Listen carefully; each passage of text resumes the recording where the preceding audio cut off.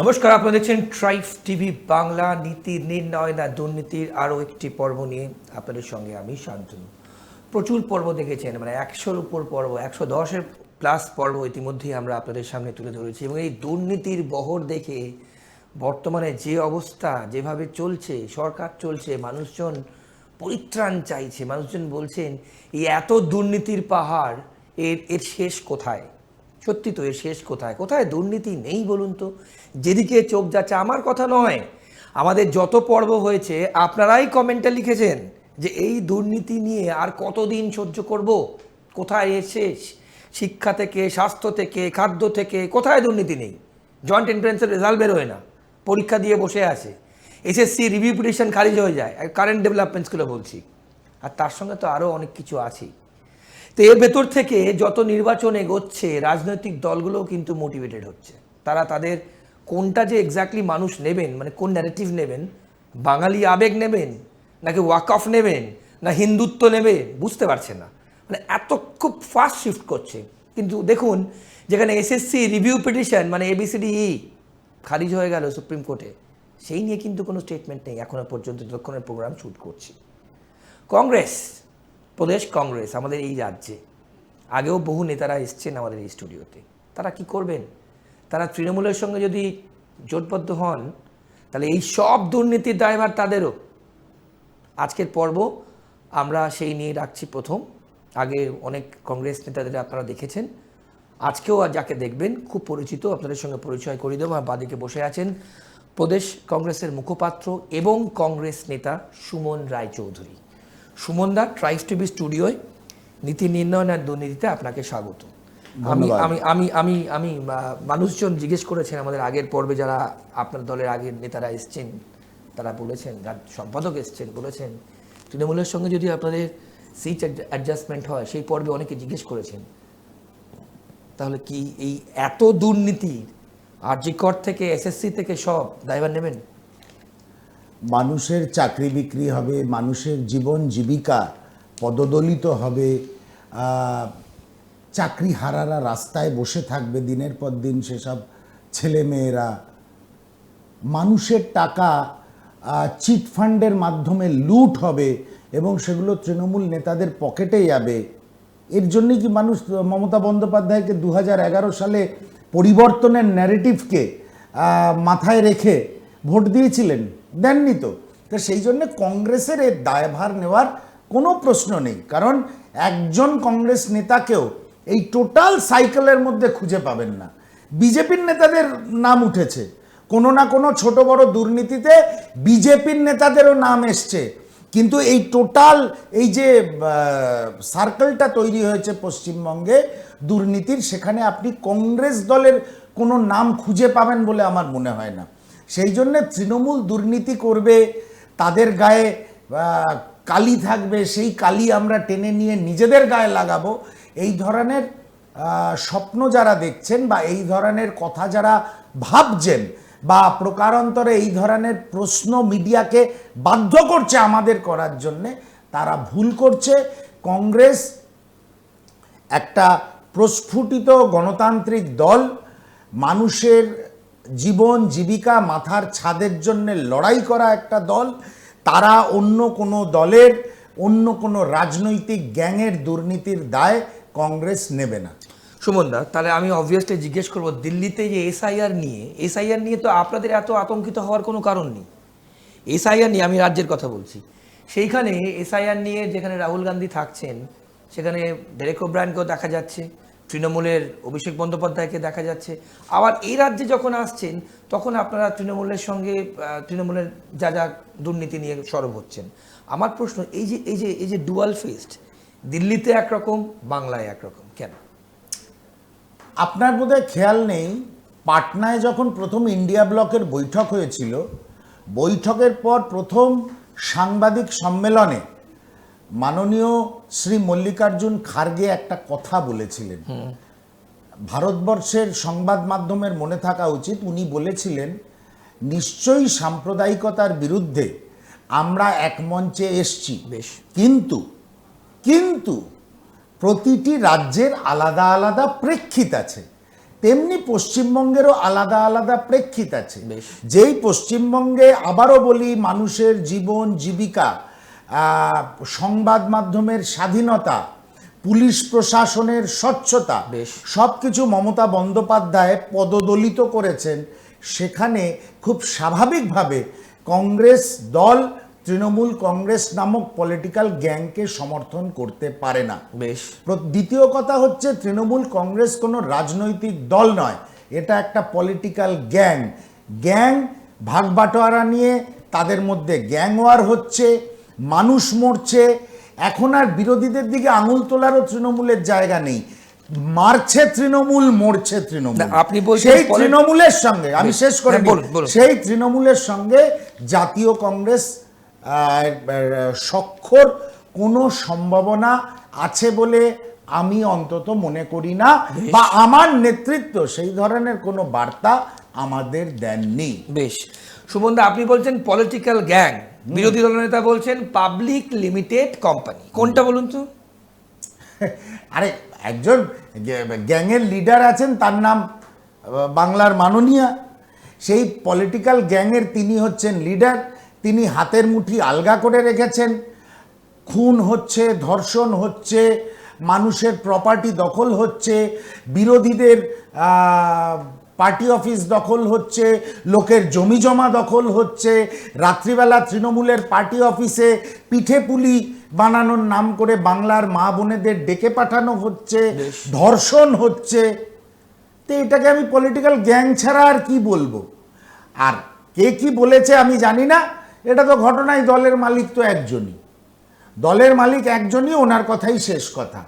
যদিও মাঝে মাঝেই দলের ভিতর থেকে উন্নততর তৃণমূল, 6 মাসের মধ্যে উন্নততর তৃণমূলকে দেখা যাবে, নানা রকম সাইনবোর্ড বিশেষ করে আমার উত্তর কলকাতায় পড়েছিল, আমরা দেখেছি, কিন্তু কিছুই উন্নতি হয়নি।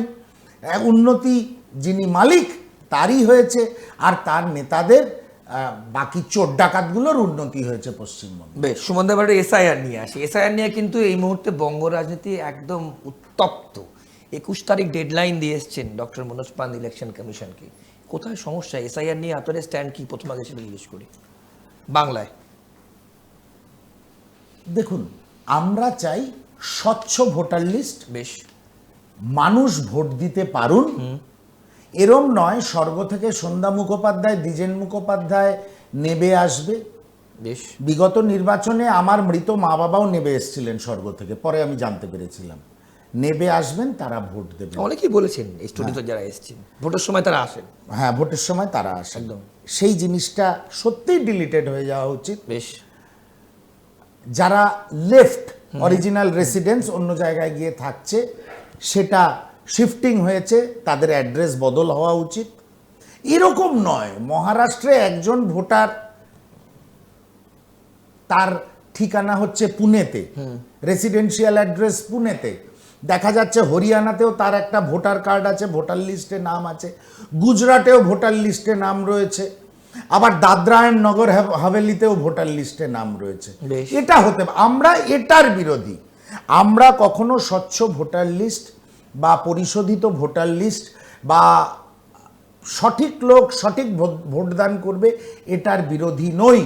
কিন্তু নরেন্দ্র মোদীকে সাহায্য করার জন্যে যদি নির্বাচন কমিশন এমন কোনো ঘটনা ঘটায়, আমরা মহারাষ্ট্রে কি দেখেছি, 5 বছরে যা ভোটার সংখ্যা ইনক্লুশন হয়নি 5 মাসে হয়ে গেল বিধানসভা নির্বাচনের আগে। শেষ 5 ঘন্টায় এমন ভোটিং স্পিড বেড়ে গেল ভারতবর্ষের এই গণতান্ত্রিক পরিসরে, ভোটদানের পরিসরে এরকম কোনো রেকর্ড নেই। অন্তত 5টা মৌলিক প্রশ্ন মাননীয় রাহুল গান্ধী ইলেকশন কমিশনকে করেছে। ইলেকশন কমিশন কি বলছে? এফিডেভিট করে জমা দাও। প্রেস কনফারেন্স করে মুখ্য নির্বাচন কমিশনার বলেছে, আরো বলেছে দেশবাসীর কাছে ক্ষমা চাওয়া উচিত। আমার তো জ্ঞানেশ কুমারের সাংবাদিক সম্মেলন থেকে মনে হলো উনি মুখ্য নির্বাচন কমিশনার একজন সাংবিধানিক পদে আছেন, না উনি অমিত মালব্যর পদে রয়েছেন। ভারতবর্ষের প্রধান বিরোধী দলনেতা, লোকে কি বলে, ধরুন সংসদীয় ভাষায় বলা হয় যে the house belongs to the opposition. যারা অপোজ করে, যারা প্রশ্ন করে সরকারকে, তাদের গুরুত্ব গণতান্ত্রিক পরিসরে অপরিসীম। Right. কিন্তু প্রধান বিরোধী দলনেতাকে নিয়ে বা তার প্রশ্নগুলো নিয়ে ব্যঙ্গাত্মক কথা বলছেন বা অসাংবিধানিক কথা বলছেন একজন সাংবিধানিক প্রতিষ্ঠানের মুখিয়া যিনি জ্ঞানেশ কুমার, তাহলে আমরা যদি তাকে বলি ভারতীয় জনতা পার্টি বা আরএসএস এর চর, তাহলে আমরা অন্যায়টা কোথায় বললাম? এর জন্য ক্ষমা চাওয়ার কোনো কারণ নেই। বাংলার মানুষ তথা ভারতবর্ষের মানুষ বুঝতে পারছেন স্বচ্ছ ভোটাধিকার প্রয়োজন, স্বচ্ছ ভোটার লিস্টের প্রয়োজন, আমার ভোট আমি দেব এটাও প্রয়োজন। সেই জন্যই লড়াইটা লড়ছে। তৃণমূলের 65 লক্ষ ভোটার, 65 লক্ষ ভোটার হঠাৎ বিহারের এসআইআর এর প্রথম বাদ গেল। এই 65 লক্ষ ভোটারের এই ডিটেলস স্টাডি করুক নির্বাচন কমিশন, যখন বিরোধীরা প্রশ্ন তুলছে। তা তো বাড়ি বাড়ি যাচ্ছে জ্ঞানেশ কুমার বলছেন ইলেকশন। জ্ঞানেশ কুমার অনেক কথা বলছে। জ্ঞানেশ কুমারের যে বিরোধী দল, বিরোধী মতামত, বিরোধী দলনেতাকেই সম্মান করতে পারেন না, একদম আরএসএস এর পিঠু হয়ে কাজ করেন, তার কোনো কথার কোনো দাম আমরা অন্তত দিতে পারি না।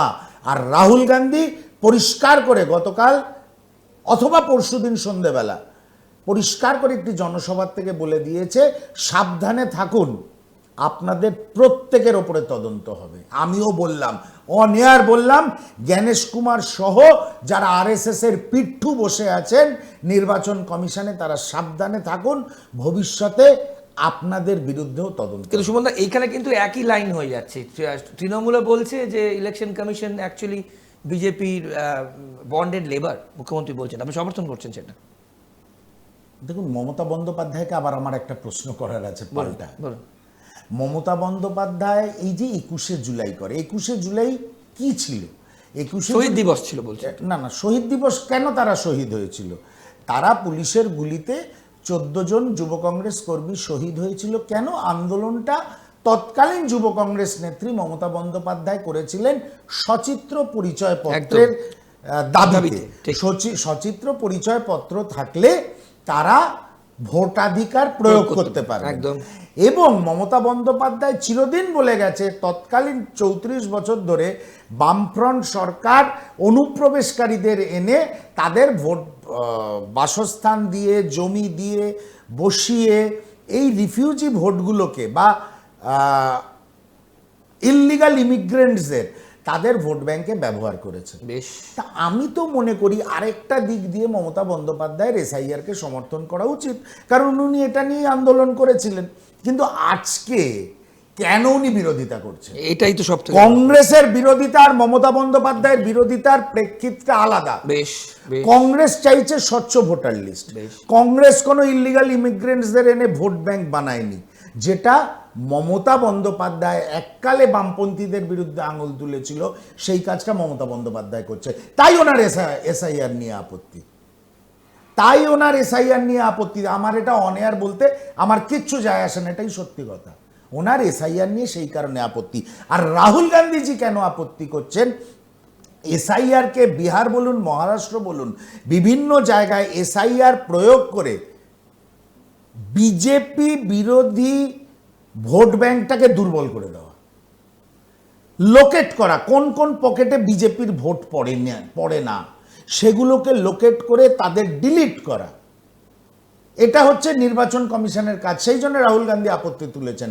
রাহুল গান্ধী কখনো বলেননি স্বচ্ছ ভোটার লিস্ট হলে আমার আপত্তি আছে। রাহুল গান্ধী মহাশয় সবসময় বলছেন স্বচ্ছ ভোটার লিস্ট চাই, সঠিক মানুষ এসে ভোট দিক বা তাদের মতামত প্রয়োগ করুক, এই অবধি আমার কোনো আপত্তি নেই। কিন্তু বিরোধী ভোট কমানোর জন্য যদি এসআইআর হয় তাহলে আমার আপত্তি আছে। সুমনদা, রোহিঙ্গা কারা? এই যে রোহিঙ্গা আমি জানি 1 কোটির ওপর রোহিঙ্গা। দেখুন, রোহিঙ্গা আপনার স্ট্যান্ডটা কি? আপনার স্ট্যান্ডটা কি? আমি সেটা জিজ্ঞেস করব। আমার একটাই স্ট্যান্ড, আমি কাউকে আইডেন্টিফাই করে দিতে পারবো না। আমার বিবেক, বুদ্ধি এবং আমার দলের আদর্শগত দিক দিয়ে আমার কাছে এটা অত্যন্ত ঘৃণার, কাউকে মুসলমান বলা বা মুসলমান বলে তাকে আইডেন্টিফাই করিয়ে তাকে রিফিউজি বানানো, তাকে অন্য দেশের হাতে তুলে দেওয়া, ইললিগাল ইমিগ্রেন্টস হলে নিশ্চয়ই অন্য দেশের হাতে তুলে দাও, পলিটিক্যালি যদি তারা অ্যাসাইলাম নেয় নিশ্চয়ই তাদের থাকতে দাও। কেন, ধরুন আমি একটা ছোট্ট কথা বলি, এই সিটিজেনশিপ অ্যামেন্ডমেন্ট অ্যাক্ট, রাইট, এটা নিয়ে আমাদের বিরোধিতা কেন? আমরা বলছি, ভারতীয় জনতা পার্টি কি বলছে? ভারতীয় জনতা পার্টি বলছে প্রতিবেশী রাষ্ট্রগুলো আফগানিস্তান, পাকিস্তান, বাংলাদেশে যারা ধর্মীয়ভাবে অত্যাচারিত তাদের আমরা নাগরিকত্ব দেব। আর কংগ্রেস বলছে সেটা শুধু হিন্দুদের ক্ষেত্রে কেন, এক ইসলাম ধর্মে অনেকগুলো সম্প্রদায় আছে, তারাও যদি অত্যাচারিত হয় তাদেরও আমরা আশ্রয় দেব। আমরা মানবিকতার দিক দিয়ে দেখতে চাইছি, বিজেপি সেটা সাম্প্রদায়িকতার দিক থেকে দেখতে চাইছে। এই জায়গায় বিজেপির সঙ্গে আমাদের তফাৎ, এর কারণে আমরা বিরোধিতা করছি। রোহিঙ্গাদের ক্ষেত্রেও যদি তারা অফিসিয়াল অ্যাসাইলাম নেয়, ভারত সরকারের কাছে প্রকৃত কোনো এজেন্সির মাধ্যমে অ্যাপিল করে যে আমরা অত্যাচারিত হচ্ছি, আমাদের উপরে অত্যাচার হচ্ছে, আমাদের থাকতে দেওয়া হোক, মানবিক কারণে থাকতে দেওয়া যেতেই পারে। কিন্তু এখানে শুভেন্দু অধিকারীরা এটাকে গুলিয়ে দেওয়ার চেষ্টা করছে। শুভেন্দু অধিকারীরা বলছে এরা মুসলমান, এই রোহিঙ্গারা মুসলমান, এরা কেন ঢুকবে, এরা কেন থাকবে, এদের কেন ভোটাধিকার দেওয়া হবে। এই জায়গায় আমি একটা কথাই বলবো, কেউ যদি পলিটিক্যাল অ্যাসাইলাম নেয় মানবিকতার খাতিরে তাদের থাকতে দেওয়া উচিত, কিন্তু সেটা মমতা বন্দ্যোপাধ্যায়ের ভোট ব্যাংক এনরিচ করার জন্য নয়, বা ওই আমি মুসলমানদের মাসিহা এই বার্তা দিয়ে উনি মাইনরিটি ভোটকে কবজা করে রাখবেন তার জন্য নয়। বেশ, এবার আমরা একটু এসএসসি নিয়ে আসি। সুমনদা, এসএসসিতে আপনি জানেন রিভিউ পিটিশন কিন্তু আমি প্রথমেই বললাম পর্বে ডিসমিস হয়ে গেছে। তাহলে এই যে 26,000 চাকরি যারা চলে গেল, আমাদের স্টুডিওতেও এসছেন, আপনি দেখেওছেন সেই অনুষ্ঠান, আমি লিঙ্ক আপনাকে দিয়েছিলাম, কি বলবেন? অত্যন্ত দুঃখজনক। না, সেই 5টা যে অপশন ছিল ইনডোরে, আপনার প্রশাসক যিনি মানব সেবার নামে, বাংলাকে সেবা করার নামে ক্ষমতায় এসছিলেন, তাকে আমরা কি দেখলাম? তাকে আমরা দেখলাম তিনি ক্ষমতায় আসার পর থেকে ক্রমাগত খুন, ধর্ষণ, রাহাজানি, কাটমানি, তাকে আমরা প্রশাসনিক বৈঠকে বলতে শুনছি তার দলেরই নির্বাচিত জনপ্রতিনিধিদের একটা ব্রিজ করতে 14 কোটি টাকা লাগে, এত টাকা কাটমানি আমি দিতে পারবো না। তার মানে cut money has been legalised by the main administrator of the state. কাটমানির বিষয়টাকে লিগালাইজ করে দিয়েছেন মমতা বন্দ্যোপাধ্যায়। তা নাহলে তো উনি বলতে পারতেন না টিভি ক্যামেরার সামনে। আপনি বলছেন নর্মাল প্রোটোকল কাটমানি, তাই তো? পশ্চিমবঙ্গে এখন কাজ হলে তৃণমূলের নেতারা, তৃণমূলী নামক গ্যাং লিডাররা কাটমানি নেবে, এটা মমতা বন্দ্যোপাধ্যায় লিগালাইজ করে দিয়েছেন, কারণ উনি একটা প্রশাসনিক বৈঠকে এই কথাটা বলেছিলেন। তা যে রাজনৈতিক দলের এটাই মাইন্ডসেট হবে তারা চাকরি বিক্রি করবে পয়সার লোকে। আমি তো যাদের আমরা টেন্টেড বলছি, কোট আনকোট টেন্টেড বলছি, যে তাদের যোগ্যতা নেই তারা চাকরি পেয়েছিল, আমার তো তাদের জন্যও খারাপ লাগে। তারা সবাই চায় একটা সরকারি চাকরি, তারা তাদের ঘর বাড়ি ঘটি বাটি বিক্রি করে এই তৃণমূল চোরগুলোর হাতে পয়সা দিয়েছিল, এই চোরগুলোর হাতে পয়সা দিল, তারপর ধরা পড়লো, আজকে তাদেরও চাকরি গেল, আর যারা যোগ্য তাদেরও চাকরি চলে গেল। সবাইকে বলছে পরীক্ষায় বসতে দিতে হবে, এবং প্রমাণিত টেন্টেড যারা তারা বোধহয় পরীক্ষায় বসতে পারবে না, এরকম একটা আদালতের নিয়ম ভার্ডিক্ট এসেছে। আমি একটা কথা বলতে চাই,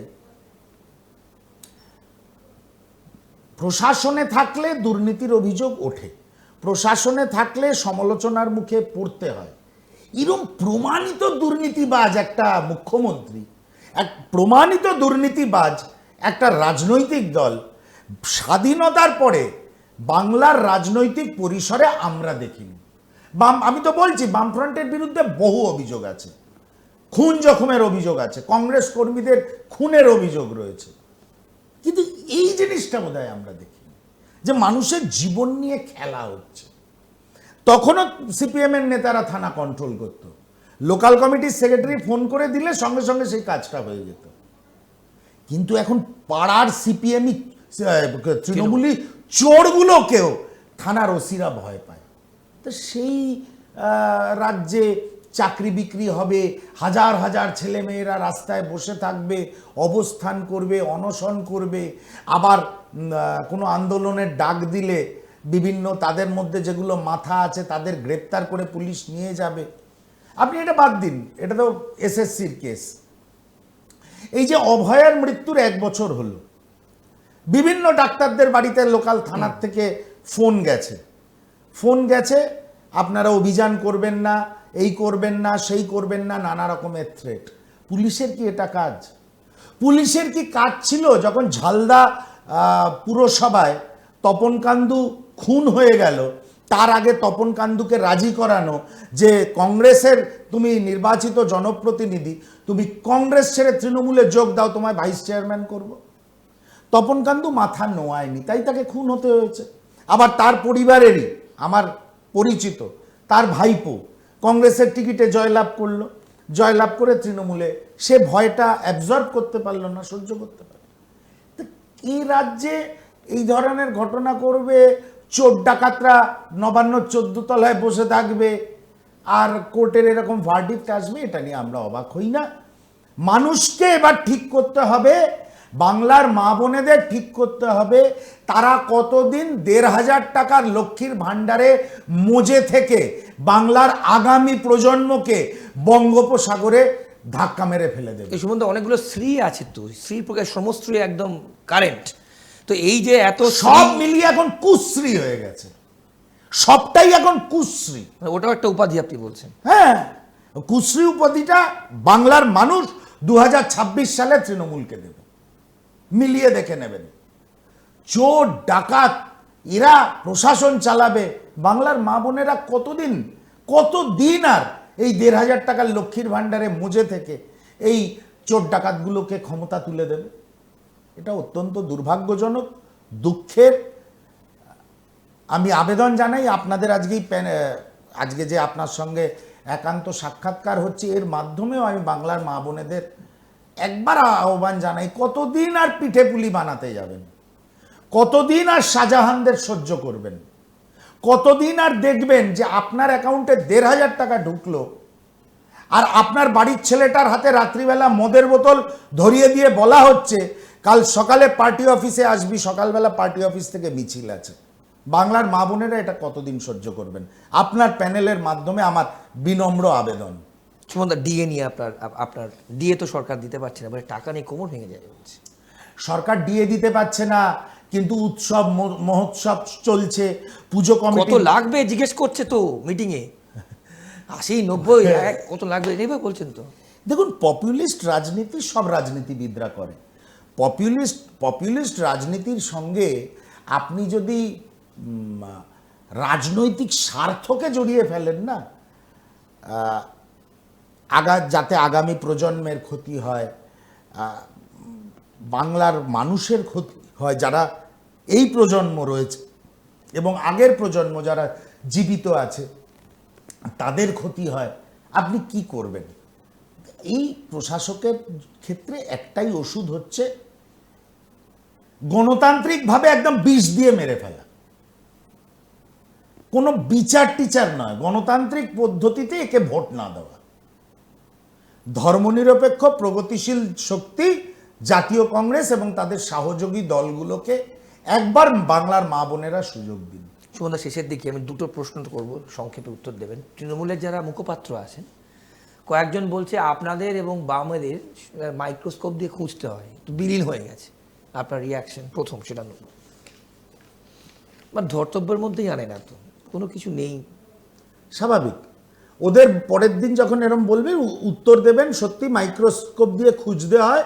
ওদের কংগ্রেস এবং তাদের সহযোগী দলগুলোকে আলিপুর সেন্ট্রাল জেলেও মাইক্রোস্কোপ দিয়ে খুঁজতে হয়, প্রেসিডেন্সি জেলেও মাইক্রোস্কোপ দিয়ে খুঁজতে হয়, তিহার জেলেও মাইক্রোস্কোপ দিয়ে খুঁজতে হয়। ওই ভাইপোকে ডাকে সিবিআই আর ইডি, সিবিআই এবং ইডির দপ্তরেও কংগ্রেসীদের মাইক্রোস্কোপ দিয়ে খুঁজতে হয়, কিন্তু খুঁজে পাওয়া যায় না।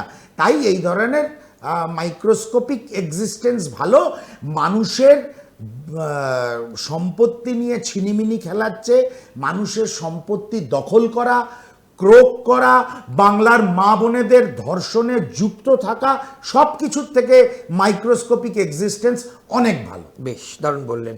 একদম শেষ প্রশ্ন সুমনদা, তাহলে 2026-এ কংগ্রেসের কি পলিটিক্যাল স্ট্যান্ড? বামেদের সঙ্গেই কি কংগ্রেস যাবে, নাকি 200 কেন্দ্রে প্রার্থী দেওয়াটাই প্রথম প্রায়োরিটি?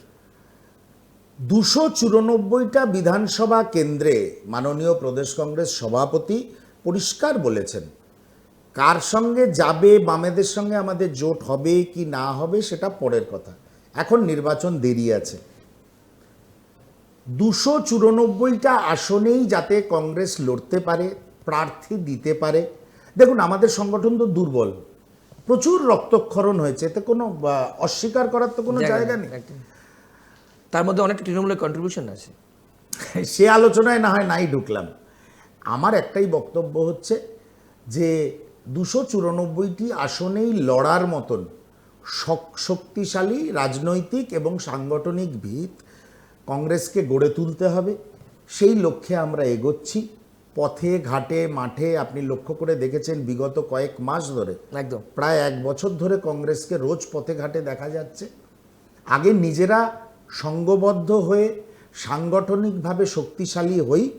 আমি যদি শক্তিশালী না হই, আমি যদি কথার কথা ধরেও নি কোনো রাজনৈতিক দলের সঙ্গে আমি জোট বাঁধব, তা সেও তো আমার কাঁধের ওপরে ভর করতে পারবে না। ঠিকই। আমার কাঁধটাকে আগে শক্ত করতে হবে। সেই কাজই প্রদেশ কংগ্রেস সভাপতি শুভঙ্কর সরকারের নেতৃত্বে বাংলার কংগ্রেস কর্মীরা চালিয়ে যাচ্ছে। বেশ, সুমনদা অনেক ধন্যবাদ আপনার সময়ের জন্য, এবং নির্বাচনের আগে অনুষ্ঠানে কিন্তু এখন থেকে আপনাকে আসতে হবে। অবশ্যই, অনেক ধন্যবাদ। আপনারা দেখলেন, শুনলেন সুমন রায়চৌধুরী, প্রদেশ কংগ্রেসের অন্যতম মুখপাত্র এবং কংগ্রেস নেতা, পরিষ্কার বললেন যে 294 অর্থাৎ সব কটা আসনে কংগ্রেস যাতে প্রার্থী দেয় সেটাই কিন্তু প্রথম প্রায়োরিটি, এবং তৃণমূলকে তুলোধনা করে দিলেন, এবং নতুন একটা উপাধি দিলেন তৃণমূলকে। আপনি কুশ্রী উপাধি দিলেন তৃণমূলকে। শেষ কথা আপনারা বলবেন, এবং মানুষজনই গণতন্ত্রের শেষ কথা বলে, সেটাই আপনারা বলবেন। আজকে পর্ব দেখবার জন্য অনেক ধন্যবাদ। নীতি নির্ণয়ন আর দুর্নীতিতে আরও অনেক অতিথিরা আসছেন অন্যান্য পর্বে, এবং তাদের মতামত আপনাদের সঙ্গে শেয়ার করবেন। ভালো থাকবেন, আর অন্যান্য সব অনুষ্ঠানের জন্য দেখতে থাকুন ট্রাইব টিভি বাংলা। নমস্কার।